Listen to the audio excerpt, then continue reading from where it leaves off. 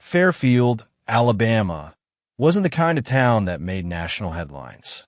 It was the kind of place where Sundays meant church pews filled to the brim, where neighbors waved from porches, and where gossip traveled faster than the wind cutting through the pine trees. It was quiet, conservative, and predictable, until one humid summer night in June, when a scream shattered the silence and set off a chain of events that would shake the nation. Ebenezer Cole was a man people thought they knew. At 41, he looked every bit the part of a traditional Southern husband, broad shoulders from years of construction work, a Bible always within reach, and a reputation as someone who didn't bend on his beliefs. Folks in Fairfield described him as stern, sometimes too stern, but solid. He married Marissa 5 years earlier, and to the outside world, their marriage was a picture of respectability. She was younger, 35, with a warm smile that made her instantly likable at church potlucks. She cooked for the elderly, helped organize bake sales, and kept mostly to herself. People saw them together on Sundays, sitting side by side in the second pew from the front, and thought, there's a steady couple if I've ever seen one. But behind closed doors, things weren't as picture perfect. Neighbors whispered about how rare it was to hear the couple laughing, about how Marissa often seemed tired, distant, or quick to change the subject whenever anyone asked when they might have children. Fairfield was the kind of town where everyone noticed everything. And people had noticed that Ebenezer, for all his talk about family values, never bragged about his wife the way other men did. The truth was, Ebenezer believed deeply in appearances. He would rather die than admit something was off in his home. That night, just past midnight, Ebenezer woke up restless. The air conditioner rattled in the corner, but didn't cool the sticky heat pressing down on the house. He swung his legs off the bed and padded toward the kitchen for a glass of water. Passing the narrow hallway, he noticed the bathroom door slightly ajar, light spilling out onto the worn carpet. He heard a faint sound, water trickling. At first, it was nothing unusual, but then, as he moved closer, he froze. Inside the bathroom, Marissa stood facing the toilet, not perched delicately as he had always assumed she did, but standing, upright, like a man. The sight was so jarring, so foreign, that for a moment his mind refused to process it. His throat went dry. His heart thundered. The woman he had called his wife for 5 years was urinating standing up. Jesus Christ, he gasped, his voice breaking into the quiet. Marissa jerked her head toward him, her eyes wide with horror. She scrambled, fumbling to shut the door, but it was too late. The image was seared into him, burning away years of trust in an instant. What the hell did I just see? His voice was no longer groggy from sleep. It was sharp, accusatory, carrying the weight of every sermon he'd ever believed in. Ebenezer, please, she whispered, panic spilling into her voice. I can explain, but he wasn't listening. His mind flashed through every moment of their marriage, every excuse she'd given, every night she'd turn away, every secretive doctor's visit she brushed off as routine. Suddenly, it all aligned into a revelation he couldn't stomach. You lied to me, he growled. All these years you lied. Marissa's eyes welled up, and her lips trembled as she reached toward him. I was afraid. I didn't know how to tell you. I just wanted a life, a normal life. I didn't mean to hurt you. Her words fell into the hallway like fragile glass, but Ebenezer's rage drowned them out. His upbringing, his faith, his pride, all collided violently with what he had just witnessed. To him, this wasn't just deception. It was sin, a stain in his own home. The neighbors would later say they heard it start with shouting, his booming voice, her desperate pleas. Then came the crash of glass shattering, followed by a silence so heavy it made the hair on their arms stand up. Somewhere in that silence, Fairfield stopped being just another quiet southern town. Because in that bathroom, in the dead of night, something broke inside Ebenezer Cole. And by the next morning, Marissa would be dead, her body burned beyond recognition in the place she should have felt safest, her own home. But that was still hours away. For now, all anyone knew was that the Cole household was no longer the steady, respectable picture it had once seemed. And what had been uncovered in that narrow hallway was about to ignite not only a marriage, but an entire country's debate on truth, deception, and the price of living a hidden life. Ebenezer stood frozen in the hallway, his chest heaving as if the walls themselves had closed in around him. The image of Marissa standing at the toilet wouldn't leave his mind. It burned into him like a brand. 4 or 5 years he had trusted her, prayed with her, broken bread with her. And now this. His voice came out hoarse, guttural. "What are you?" he spat, the words laced with disbelief and fury. Marissa's hands shook as she pulled her robe tighter across her body. Her face looked pale, her lips trembling as though she were a child caught in a lie too heavy to carry. She stepped forward, her voice soft, pleading. "Ebenezer, please sit down. I never wanted it to come out like this." "Come out like what?" He barked, his fists clenching at his sides. "Like you're not even a woman? Like you've been playing me for a fool in my own home." Her eyes brimmed with tears. "I'm a woman. I've always been a woman. I was born in the wrong body, and I did everything I could to live as myself. I thought if I told anyone here, I'd lose everything." His jaw tightened. He could barely hear her words past the blood pounding in his ears. His wife, confessing that the life they had built together was built on something he couldn't reconcile. "You tricked me," he said, his voice low and shaking, more dangerous than his earlier shouts. "Before God, you tricked me. You stood there in church, swore vows in front of my pastor, in front of my mama's grave, knowing this." Marissa's tears spilled down her cheeks. "I wasn't trying to trick you. I loved you, Ebenezer. I still do. I wanted to be your wife, not a secret, not a freak. I had the surgeries, the treatments, everything to make my body align with who I really am. But it's not perfect. It never will be. I was terrified you'd hate me." Her words came fast, like she was trying to empty her soul before it was too late. She told him about New Orleans, about the discreet clinic, the doctor who promised confidentiality, the pain she endured for years to finally step into herself. She spoke of how she had moved to Fairfield to escape judgment, to start fresh in a place that might accept her if she kept her truth buried. "I thought maybe if I could be the wife you needed, the woman you wanted, it wouldn't matter," she whispered. "I thought love would be enough."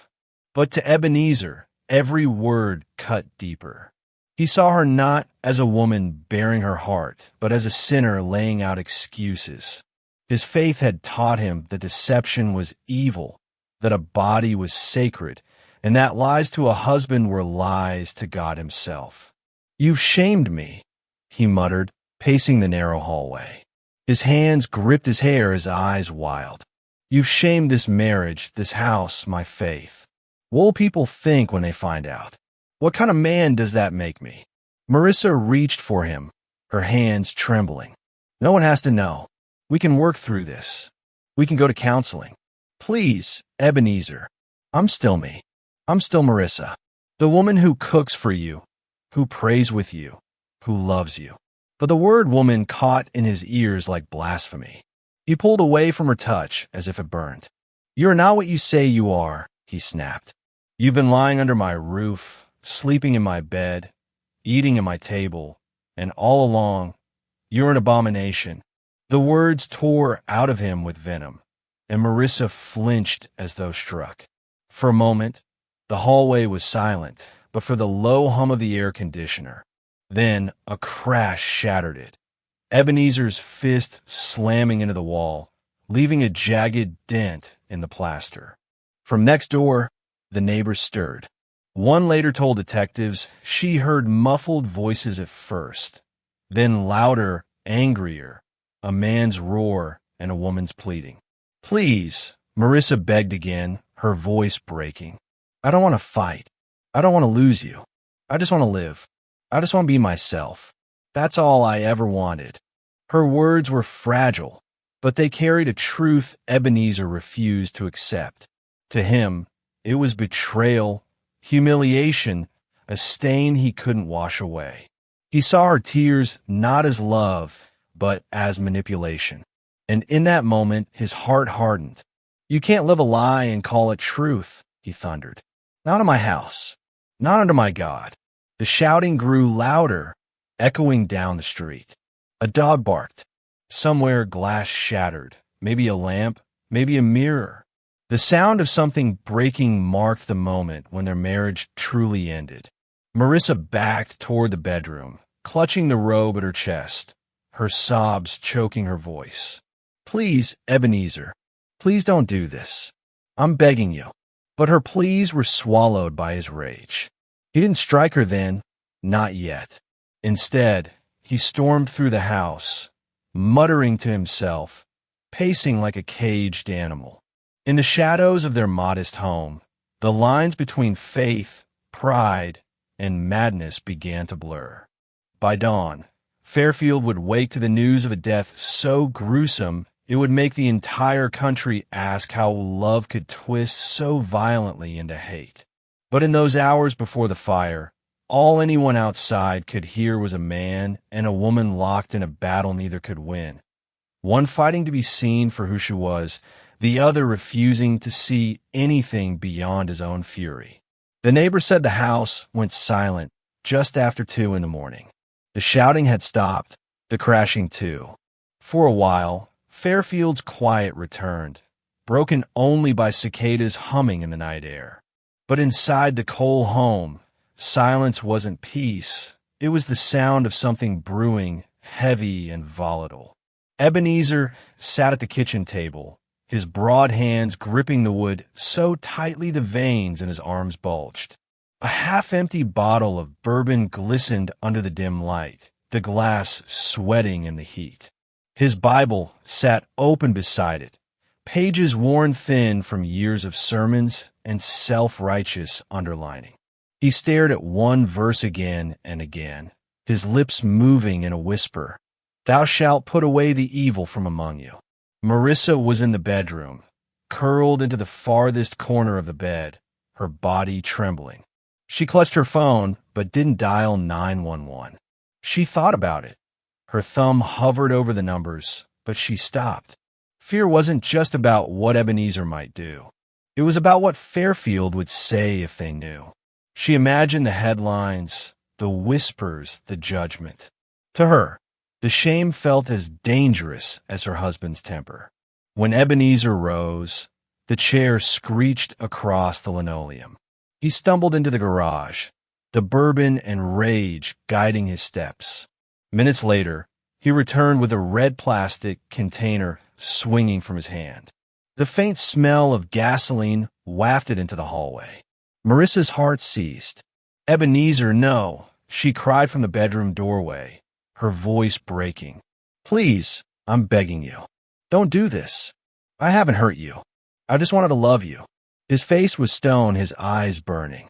You lied before God. You lied before me. You are filth, and filth must be cleansed. She backed away, tears streaking her cheeks. I'm not filth. I'm your wife. I'm Marissa. But the word wife sounded like a curse in his ears. He herded her toward the bathroom, his large frame blocking any escape. She tripped backward over the threshold, crashing into the porcelain tub. Her scream carried through the thin walls, sharp enough for the neighbors to stir again. One would later testify she heard a woman's voice cry out, I don't want to die. Gasoline splashed across the tile, the acrid stench filling Marissa's lungs.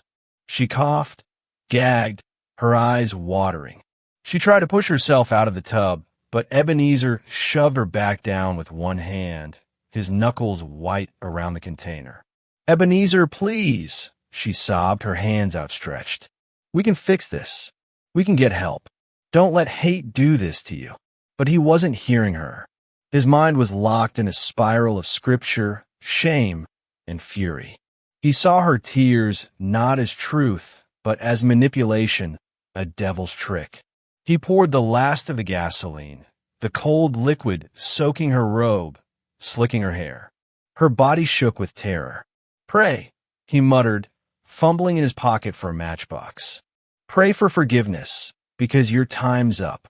Marissa's final scream tore through the night, echoing into the still streets of Fairfield. Then came a sound no one could mistake. The strike of a match, the whoosh of ignition. Flames roared instantly, feeding on the fuel, racing up the walls and across her body. The bathroom lit like a furnace. Her shrieks turned to ragged cries, then to silence, as smoke billowed out of the small window. The smell of burning flesh, acrid and sickening, drifted into the summer air. Across the street, a neighbor named Mrs. Law sat bolt upright in bed. She nudged her husband, whispering frantically that something was wrong at the Cole house. They debated calling the sheriff, but by the time they decided, the screaming had stopped. The silence returned. Inside, Ebenezer stood over the tub, face glistening in the orange glow. His chest heaved, his expression calm in a way it hadn't been in hours. To him, it wasn't murder. It was purification. He whispered, "The devil is gone," before stumbling back into the kitchen. When dawn broke, Fairfield woke to the smell. Smoke still lingered faintly around the Cole property. The first 911 call came from a neighbor who noticed the bathroom window blackened with soot. Deputies arrived to find the house eerily quiet. The bathroom door was locked from the outside with a rusty bolt. Officers forced it open and gagged at what they saw. Inside the tub lay a charred body, twisted and blackened, hardly human. The porcelain cracked under the heat, the tiles scorched. Detective Naomi Harris was called in within the hour. Hardened from years of homicide work, even she paused in the doorway, her hand covering her mouth. "My God," she whispered, "what the hell happened here?" Ebenezer was found in the living room, sitting calmly in his armchair, hands folded over his Bible. His clothes reeked of gasoline and smoke. When the deputies asked what he had done, he looked them dead in the eyes and said, "I cleansed my house. I burned the lie out of it. She was never my wife. She was a serpent. I did what God demanded." The deputies exchanged grim looks. To them, it was murder. Cold, calculated, ritualistic. But to Ebenezer Cole, it was something far worse. It was judgment, and in his mind, judgment was holy. That morning, Fairfield was no longer the quiet town it had always been. Word spread quickly. Something terrible had happened at the Cole house. By nightfall, reporters would descend, and the story of a man who burned his wife alive for who she was would explode across America. But for the detectives standing in that suffocating bathroom, the only thing that mattered in that moment was the blackened figure in the tub, a woman who had begged to live, silenced forever in a fire set by the man who vowed to love her. Detective Naomi Harris arrived at the Cole residence just after sunrise, the summer heat already clinging to the air like a wet sheet. She had seen crime scenes in Birmingham and Montgomery, bodies left in alleys, homes gutted by violence. But this was different. The stench of gasoline still hung heavy, mixing with the metallic tang of burnt flesh. The bathroom looked like a tomb scorched by hellfire. Naomi stood in the doorway, her notebook in hand, though she hadn't yet written a word. The body in the tub barely resembled a human form. Limbs fused to the porcelain, jaw twisted in a silent scream. Her partner muttered under his breath, "Lord have mercy," and turned away. Naomi didn't. She forced herself to take it in. Every detail mattered. On the counter, she spotted the matchbook, 3 matches missing, the cardboard edges singed.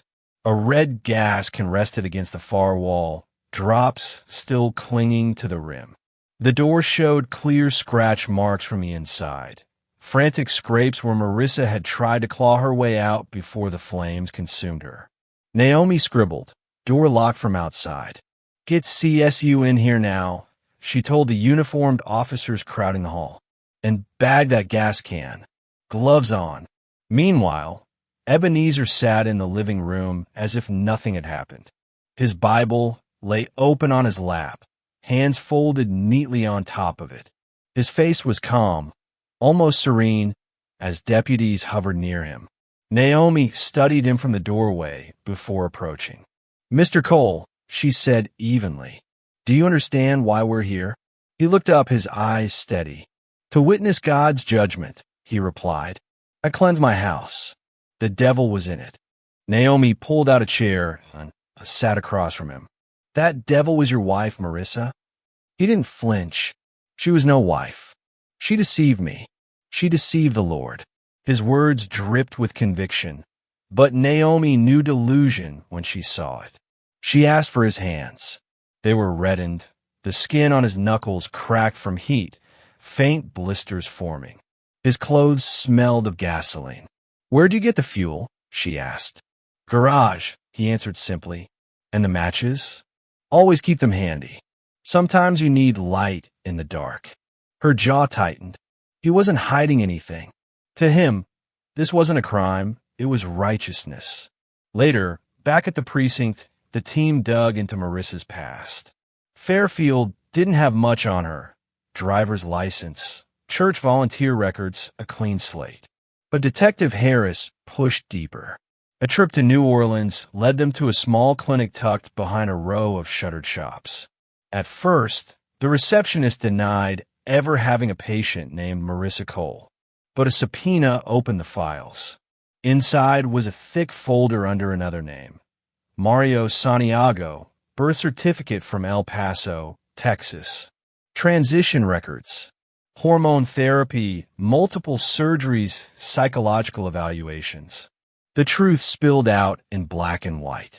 Naomi set the file down on her desk and sighed. She could already see how the defense would twist this, how they'd use it to frame Ebenezer as a victim of deception. But to her, the file only deepened the tragedy. Marissa had fought her whole life to be who she was, and for that, she burned. The digital forensic unit combed through Ebenezer's computer. What they found was damning. Hundreds of bookmark pages, extremist blogs preaching about cleansing the world of imposters, sermons twisted into manifestos about sin and fire.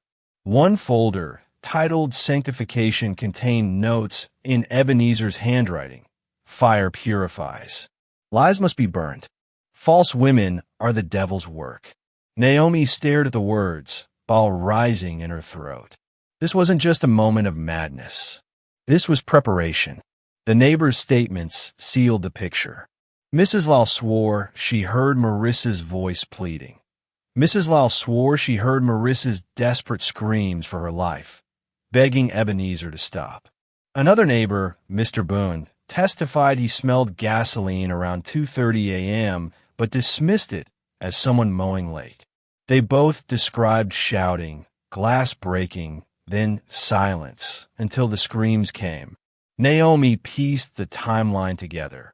Ebenezer discovered Marissa's secret. Hours of arguing. The trip to the garage for gasoline. Locking the bathroom door. Setting the fire while his wife begged for her life. When she confronted him with the neighbor's accounts, he didn't deny it. "She begged because she was unclean," he said flatly. "But I had to finish it. Better for her soul to burn than for her to live in sin." It chilled Naomi to hear it spoken so calmly, like he was discussing the weather. At the autopsy, the coroner confirmed what Naomi already suspected. Marissa was alive when the fire began. Soot deep in her lungs, carbon monoxide saturating her blood. She hadn't died instantly. She'd suffered. Naomi typed the report herself, her fingers heavy on the keys. Homicide. Aggravated. Premeditated. There was no question. Within days, DA Leonard Briggs called a press conference. Cameras crowded the courthouse steps as Briggs declared, "This was not an act of passion. This was not the hand of God. This was murder, and we will prosecute it as such." The case swept into headlines nationwide. Alabama man burns wife alive after shocking discovery. Talk shows debated whether it was hate crime or betrayal. Social media exploded with hashtags.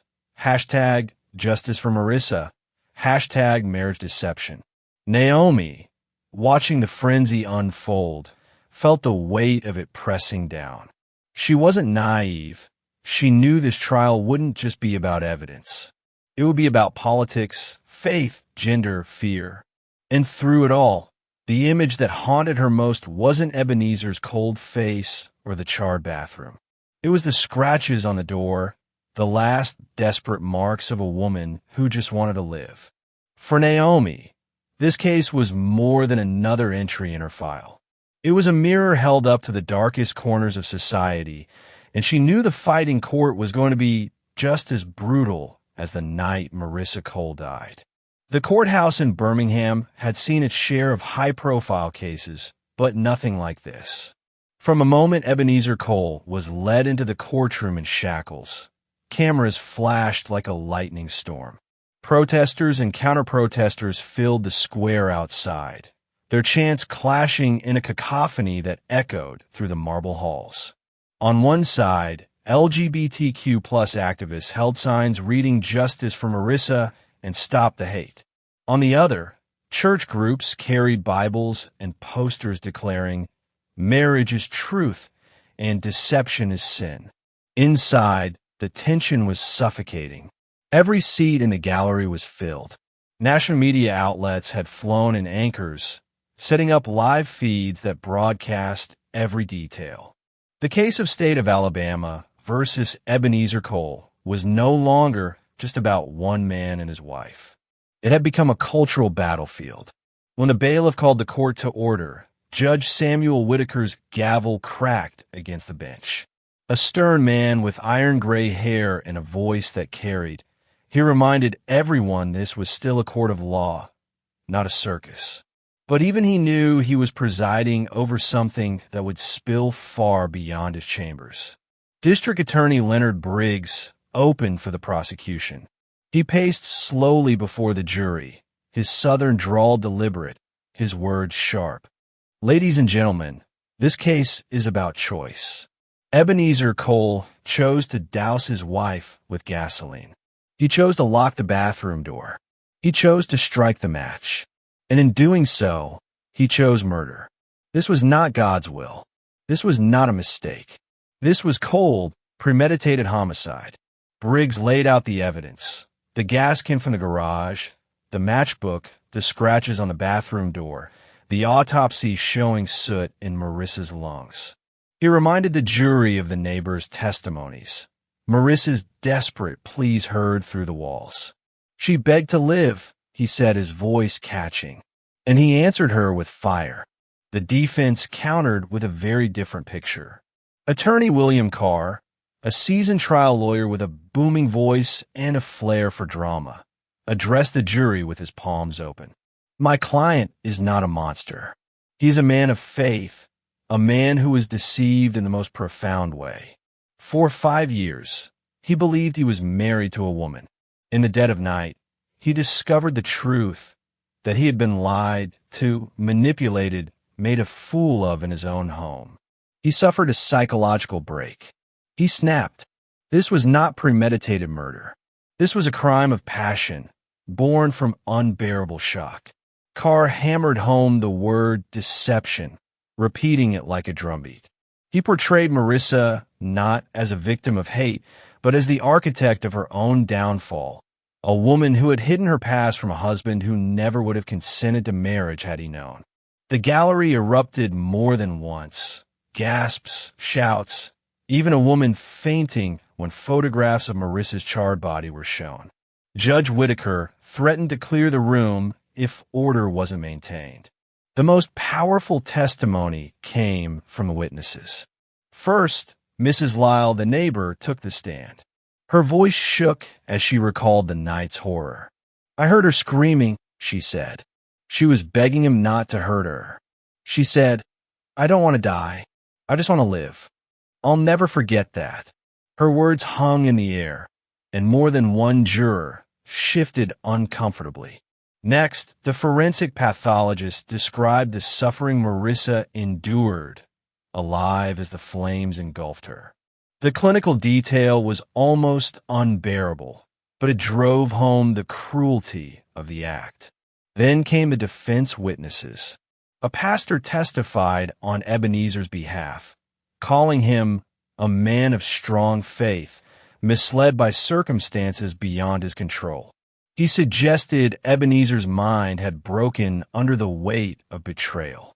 Another friend described him as steadfast, God-fearing, incapable of such evil without provocation. The courtroom reached its boiling point when the prosecution called Dr. Helena Ruiz, the physician from the New Orleans clinic. She explained Marissa's journey through transition, the physical and emotional toll, and how carefully she had tried to build a life free from persecution. Marissa Cole was not a liar, Ruiz said firmly. She was a survivor. She wanted to live honestly. And for that, she was murdered. Gasps rippled through the gallery. Outside, activists watching on big screens cheered. Briggs closed the state's case with quiet force. This trial is not about deception. It is about murder. It is about a woman who begged for her life and was silenced in fire. If we excuse this, if we call this anything less than intentional, we send a message that violence against people like Marissa is somehow understandable. That cannot stand. The defense's closing was just as passionate. Carr painted Ebenezer as a broken man, blindsided by betrayal, a victim of his own religious convictions and fragile pride. He urged the jury to see the humanity in a man pushed beyond reason. "You may not condone what he did," Carr said, "but you must understand how he reached that breaking point. That is not first-degree murder. That is tragedy." When the jury was dismissed to deliberate, the courthouse steps outside erupted in chants. Reporters swarmed attorneys leaving the building, shoving microphones into their faces. Commentators on cable news dissected every angle. Was this about hate? About lies? About faith? Hashtags trended worldwide. Hashtag justice for Marissa. Hashtag trial of faith. Hashtag burning truth. Naomi Harris sat in the back of the courtroom during the deliberations, her face unreadable. She had seen enough trials to know how unpredictable juries could be. But as she replayed the evidence in her mind, the gas can, the matchbook, the scratches on the door, she knew there was only one outcome that could honor Marissa's final words. After 6 hours, the jury filed back in. The foreman stood, his voice steady. "We, the jury, find the defendant, Ebenezer Cole, guilty of murder in the first degree." The gallery exploded. Cheers, sobs, shouts of outrage, all at once. Outside, the square filled with roars that could be heard for blocks. Judge Whitaker slammed his gavel for order. "Life without the possibility of parole," he declared. "This court is adjourned." Ebenezer showed no reaction. He simply closed his Bible, muttered a prayer under his breath, and allowed the deputies to lead him away. To him, perhaps, he had already been judged by a higher power. But to the nation watching, the verdict was clear. What happened in that bathroom was not God's justice. It was murder. And as the courthouse emptied into the Alabama heat, one truth lingered in the air. Marissa's story would not end in ashes. It would ignite a debate that would burn across America. The words "life without the possibility of parole" rang through the courtroom like the toll of a funeral bell. For a moment, everything froze, the jury silent, the reporters scribbling, the spectators holding their breath. Then came the eruption. Supporters of Marissa Cole clapped, and sobbed openly, while a handful of Ebenezer's church allies shouted that the system had condemned a man of God. Judge Whitaker slammed his gavel again and again, his voice cutting through the chaos. This is a court of law. Order. But no amount of gavel pounding could stop what the verdict had already unleashed. The story of Ebenezer and Marissa Cole had grown far larger than the people at its center. It had become a lightning rod for an entire nation's conflicts about faith, gender, identity, and violence. Reporters spilled out of the courthouse, rushing to broadcast the breaking news. Within an hour, national outlets carried the headline across the bottom of every television screen. Alabama husband sentenced to life for burning transgender wife alive. The story dominated social media. Hashtags shooting into the top trends. Hashtag justice for Marissa. Hashtag Ebenezer Cole. Hashtag hate crime or betrayal. In Fairfield, the small town that once prided itself on quiet Sundays and neighborly values, the verdict split the community. Some stood outside the courthouse, holding candles for Marissa, their faces illuminated by flickering flames as they whispered prayers for her soul. Others sat in church halls condemning the trial as persecution against faith, calling Ebenezer's sentence an attack on Christian values. Detective Naomi Harris watched the reactions with a complicated mix of pride and sorrow. She had worked the case with precision, knowing every detail mattered. But in her heart, she couldn't shake the sound of those scratches on the bathroom door, the desperate plea. I don't want to die. I just want to live. For Naomi, the verdict was justice, but it wasn't victory.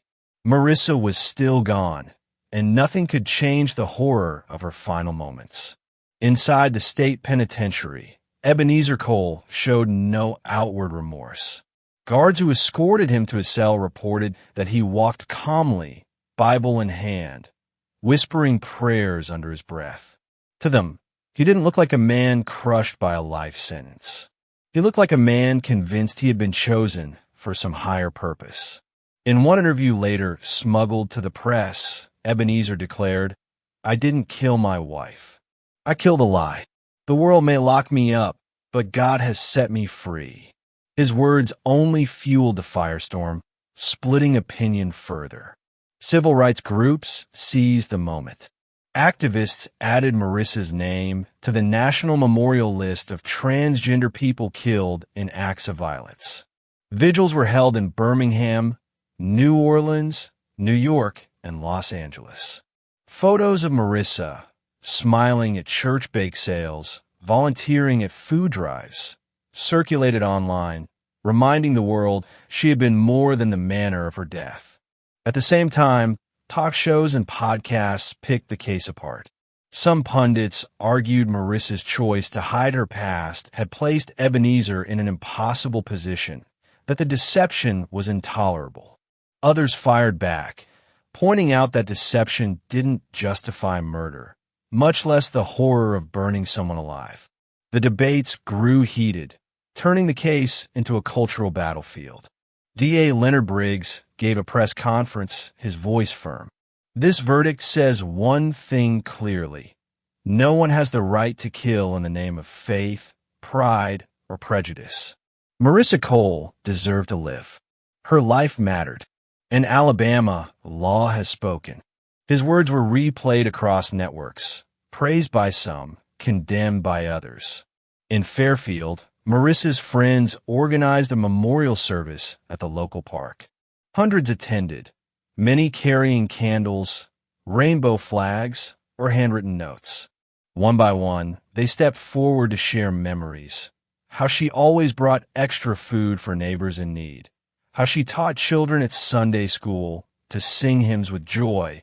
How she laughed with her whole face like she was trying to pass her happiness on to others.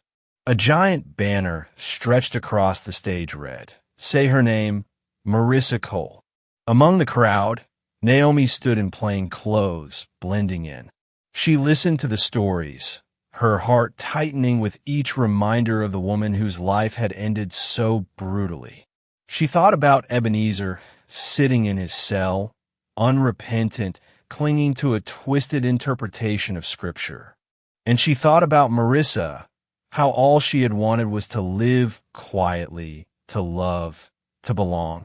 As the candles flickered against the night sky, a young activist stepped to the microphone. Marissa's story isn't just about her death. It's about the danger of silence, about what happens when hate is left unchecked, about how deception, fear, and shame can turn deadly. We will not forget her. We will fight so no one else has to die like she did. The crowd erupted in applause, many in tears. For some, the verdict marked closure. For others, it marked the start of a national reckoning. But for all who heard Marissa's name, it was a reminder: the truth can burn, but hatred burns hotter. And in Fairfield, Alabama, the scars of that night would linger long after the headlines moved on. In the months after the trial, Fairfield tried to slip back into its rhythm, but nothing about the little Alabama town felt the same. The Cole house sat empty, its windows boarded, the bathroom where Marissa died forever blackened. Children walking to school crossed the street rather than pass it. For many, it had become a haunted landmark, a reminder of what silence and rage could do. Across the country, Marissa's name refused to fade. Her story traveled far beyond Fairfield, carried by headlines, hashtags, and vigils. In New Orleans, the clinic where she once received care placed a photo of her in the waiting room beside a plaque reading, "In memory of those who fought to live as themselves." In Birmingham, college students marched with banners declaring justice for Marissa. On the national stage, her name joined others on the annual memorial list for transgender people killed in acts of violence. For those who had known her in Fairfield, the coverage was jarring. Some remember Marissa as the cheerful woman who handed out homemade tamales at church potlucks. Others admitted they barely knew her at all because she had always kept part of herself hidden. At her memorial service, one neighbor wept as she confessed, "I wish I had asked her more about who she was, instead of just assuming." Detective Naomi Harris carried the weight of the case long after the gavel fell. She had seen dozens of murders in her career, but the scratches on that bathroom door followed her into every quiet moment. She began speaking at conferences about hate crimes, using Marissa's story to show the lethal consequences of prejudice. This wasn't just a homicide, she told one audience. It was a result of fear and intolerance colliding in the dark. And if we don't learn from it, it will happen again. Meanwhile, Ebenezer adjusted to prison life with unsettling ease. Guards reported that he kept mostly to himself, leading Bible study circles with other inmates. He insisted he was no murderer, only a man who had followed the Lord's command. He wrote letters to pastors across the South, some of whom responded with sympathy, others with condemnation. To the end, he remained unrepentant. But while Ebenezer clung to his twisted righteousness, the world began to reframe Marissa. Her name became a rallying cry for change. Nonprofits used her story in campaigns to push for stronger protections against hate crimes. Church groups fractured over what her death meant. Was it deception or was it persecution? Cable shows argued for weeks, but slowly, more voices began to recognize Marissa as the victim, not the villain. On the first anniversary of her death, Fairfield held a candlelight vigil in the town square. Dozens of people who had once stayed silent now showed up, their candles glowing against the Alabama dusk. A choir sang softly as a pastor, one of the few who had spoken out in her defense, read a prayer for compassion. Naomi stood in the back again, not as a detective, but as a mourner. When the crowd chanted, "Say her name," she whispered along, "Marissa Cole." Her story did not end in the bathroom where flames consumed her. It lived on in every debate, every vigil, every whispered prayer for a world less cruel. For Fairfield, it was a scar that would never fade. For the nation, it was another reminder that behind every statistic of violence lay a human being who only wanted to live. And so, long after the news vans rolled away and the courthouse steps grew quiet, Marissa's legacy remained. A life cut short, a voice silenced in fire, but also a spark, one that lit conversations in living rooms, classrooms, and churches across America. A spark that, for those who remembered her smile and her laughter, refused to die out. And as we close this story, we're left with a haunting question. How much of what happened that night was about deception, and how much was about hate? Was Marissa's silence her downfall, or was Ebenezer's rage inevitable the moment truth met prejudice? What do you think? Was this justice served, or just another reminder of how far we still have to go? Let me know your thoughts in the comments below. And remember, behind every headline is a human life, just like Marissa's, taken too soon.